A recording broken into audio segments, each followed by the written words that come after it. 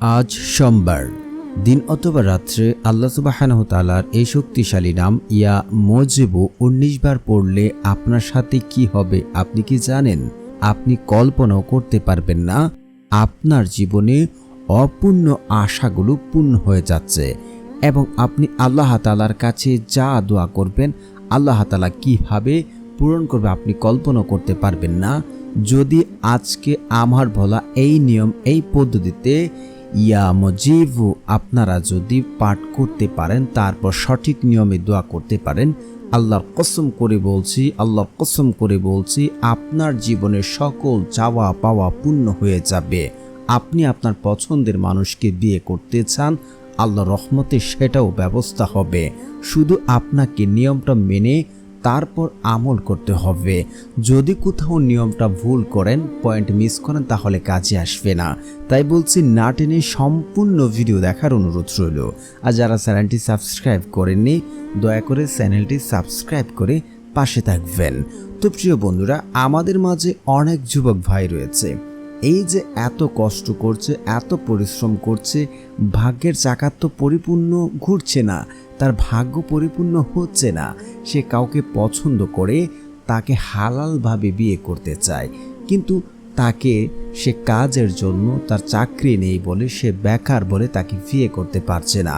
কিন্তু আপনি যদি আজকের এই আমলটি আল্লাহ সুবহানাহু তাআলার এই শক্তিশালী নামটি যদি এই নিয়মে এই পদ্ধতিতে পাঠ করতে পারেন, আল্লাহর কসম করে বলছি আপনার জীবনের সকল চাওয়া পাওয়া পূর্ণ হয়ে যাবে এবং আপনি আপনার পছন্দ মানুষকে বিয়ে করতে পারবেন।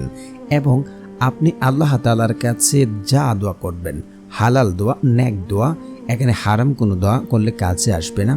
আপনার জীবনে যত নেক দোয়া, যেখানে হারাম কোনো দোয়া থাকবে না, সকল দোয়া আল্লাহ তাআলা কবুল করে নেবেন। আল্লাহ সুবহানাহু তাআলা আপনার অভাব অনটন দারিদ্রতা দূর করে দেবেন এবং আপনি অল্প দিনে ধনী সম্পদশালী হয়ে যাবেন ইনশাআল্লাহ।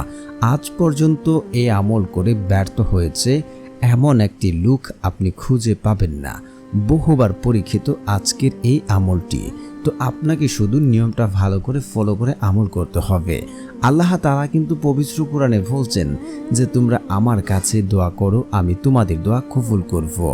আল্লাহ তাআলা আরো বলেন উদউনি আস্তাজিব লাকুম, তোমরা আমাকে ডাকো, আমি তোমাদের ডাকে সাড়া দেব। কিন্তু আফসোস হয় আজ আমরা আল্লাহ তাআলাকে ডাকি না, তার ডাকে সাড়া দিই না, আমরা নামাজ পড়ি না, আল্লাহর আহকাম হুকুম মানি না। তাই তো আমাদের জীবনের সংকট সমস্যা লেগেই আছে, আমরা কখনো দারিদ্র সীমা থেকে উঠতে পারি না। অনেকে বলবেন তো আল্লাহ সুবহানাহু তাআলা আমাদের তো রিজিক বা ভাগ্য কি হবে না হবে তা তো আগ থেকেই লিখে রেখেছেন, তাহলে এখানে আমল দ্বারা ফলাফল আমরা কিভাবে পাবো, আমাদের ভাগ্য কিভাবে পরিবর্তন হবে? তাহলে কি হাদিসগুলো মিথ্যা রয়েছে?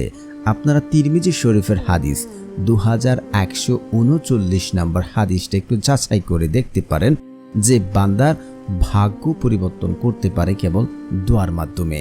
শুধু এটা নয়, আপনারা কোরআনের আয়াতটা একটু যাচাই করবেন যে সে জাতির ভাগ্য বা সে গোষ্ঠীর ভাগ্য ততক্ষণ পর্যন্ত পরিবর্তন করা হবে না যতক্ষণ পর্যন্ত তারা নিজে চেষ্টা না করবে।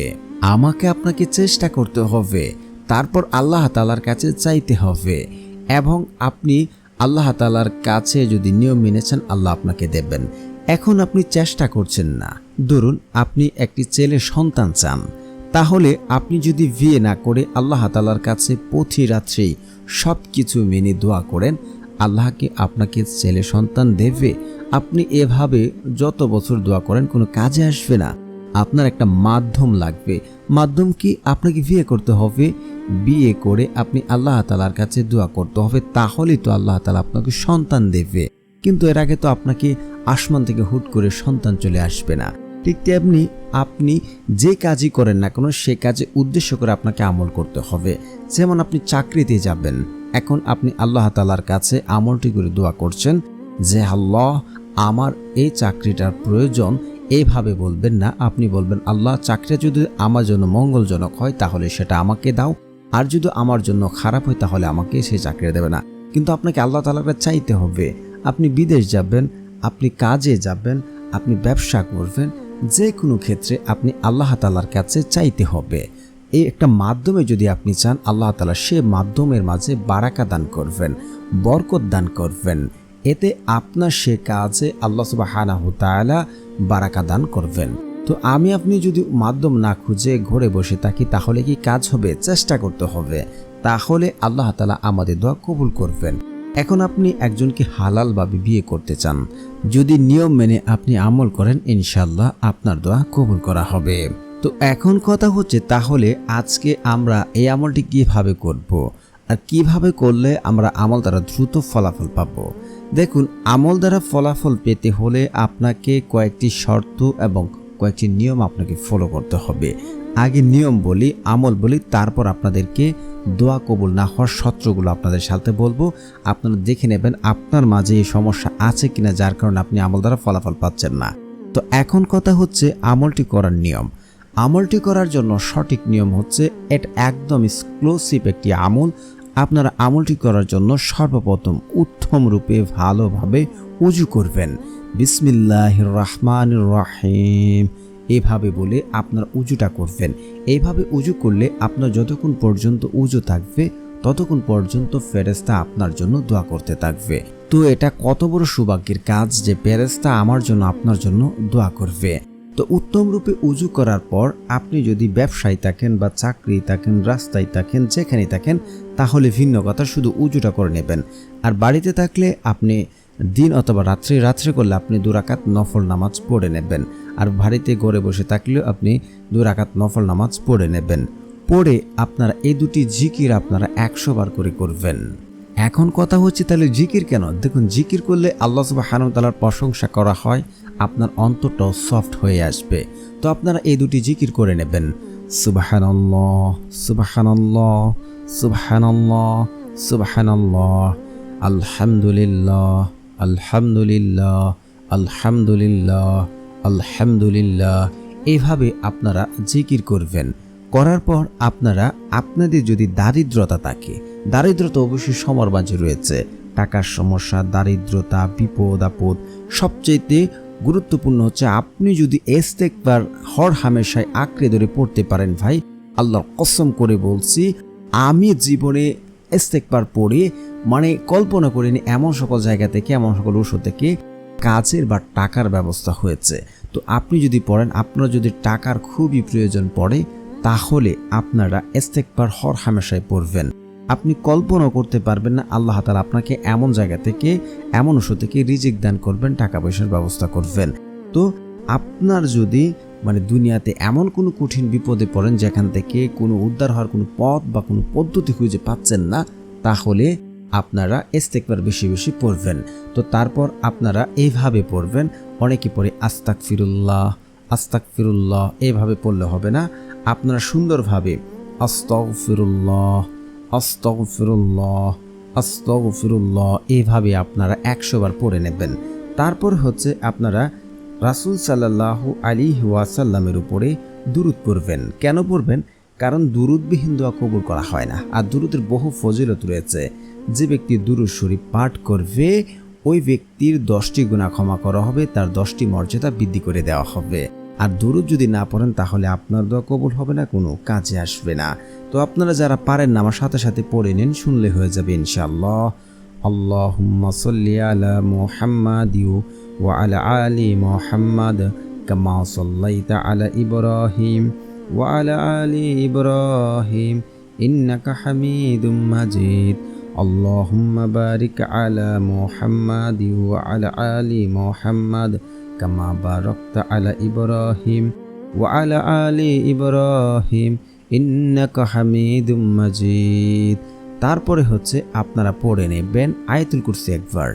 আল্লাহু লা ইলাহা ইল্লা হুয়াল হাইয়ুল কাইয়্যুম লা তাখুযুহু সিনআতু ওয়া লা নাওম লাহু মা ফিস সামাওয়াতি ওয়া মা ফিল আরদ মান যাল্লাযী ইয়াশফাউ ইনদাহু ইল্লা বিইজনিহি ইয়া'লামু মা বাইনা আইদিহিম ওয়া মা খালফাহুম ওয়া লা ইউহিতুনা বিশাইইন মিন ইলমি ইল্লা বিমা শাআ ওয়াসি'a কুরসিয়ুস সামাওয়াতি ওয়াল আরদ ওয়া লা ইয়াউদুহু হিফযুহুমা ওয়া হুয়াল আলিয়্যুল আযীম। তারপর হচ্ছে যারা ঋণগ্রস্ত আছেন, ঋণ পরিশোধ করতে পারছেন না, এই দোয়াটি 3 বার পড়বেন। আল্লাহুম্মা কফিনি বিহালালিকা ওয়ান হারামিকা ওয়া আগনিনি বিফাদলিকা আম্মান সিওয়াক।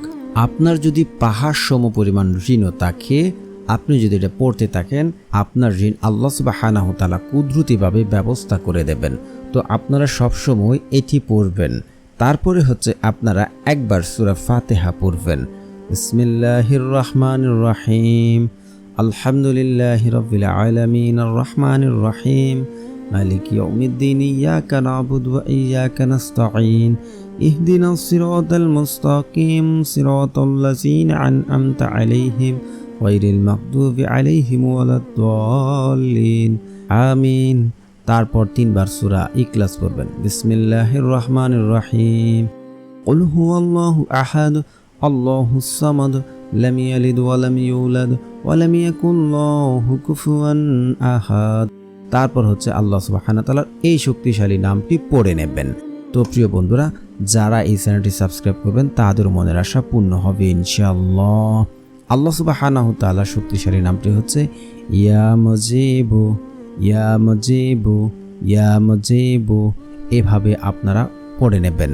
ইয়া মুজিবু পড়ে দোয়া করলে আল্লাহ তাআলার কাছে যাই দোয়া করা হয় আল্লাহ তাআলা সেই দোয়া কবুল করে নেন। এবং কেউ যদি হালালভাবে বিয়ে করতে চায় সেটা লিখে সাথে রাখবেন, বিয়ের প্রস্তাব পাঠাবেন, ইনশাআল্লাহ আল্লাহর রহমতে আপনার বিয়ের প্রস্তাব তারা গ্রহণ করবে। তারপর হচ্ছে আপনার ইয়াকিন এবং বিশ্বাস রেখে আমলটি করবেন, ইনশাআল্লাহ আপনার দোয়া কবুল হবে, নিশ্চিত থাকতে পারেন। যদি আপনি হালাল খাবার খান, হারাম না খান এবং পিতামাতার অবাধ্য সন্তান না হন, 5 ওয়াক্ত নামাজ পড়েন এবং আমল করে ফলাফলের জন্য তাড়াহুড়া করেন এবং আত্মীয় সম্পর্ক চিহ্নিত করার দোয়া না রাখলে আপনার দোয়া 100% নিশ্চিত থাকেন কবুল হবে ইনশাআল্লাহ। তো প্রিয় বন্ধুরা, যারা আমলটি করছেন একটি লাইক এবং ভিডিওটি দিনের সাথে শেয়ার করে দেবেন, আর সকলে লিখবেন আপনার মনের আশাগুলি আর লিখবেন আমিন সুম্মা আমিন।